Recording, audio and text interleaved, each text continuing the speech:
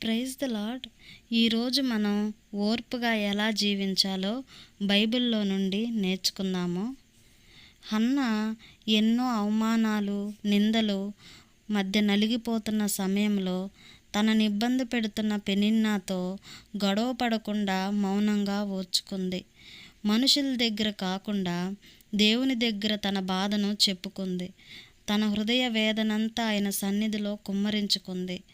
దేవుడు హన్నా ప్రార్థన విని తనకు బిడ్డను అనుగ్రహించి ఆమెపై ఉన్న నిందను తొలగించి ఎంతో సంతోషాన్నిచ్చాడు. మనుషులు కనబడుతున్న గాయాలకు చికిత్స చేయొచ్చు, లేక చేయలేకపోవచ్చు. కానీ దేవుడు హృదయానికి ఏర్పడిన గాయాలను కూడా నయం చేయగలడు. మనుషులు కొన్నిసార్లు సహాయం చేయొచ్చు, చేయకపోవచ్చు. కానీ దేవుడు సహాయం చేయని సందర్భం, సహాయం చేయలేని పరిస్థితి ఎప్పుడూ ఉండదు.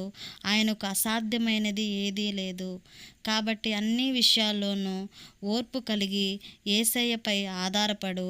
ఆయనకు నీ సమస్యను అప్పగించు. నీ బాధను ఆయనతో పంచుకో. ఊహించని విధంగా నీ జీవితాన్ని యేసయ్య మారుస్తాడు. రోమీయులకు రాసిన పత్రిక 12:12లో శ్రమయందు ఓర్పు గలవారై ప్రార్థన యందు పట్టుదల కలిగియుండుడి. నమ్మిన వారు ఆమేన్ అని కామెంట్ చేయండి. Praise the Lord. Thank you.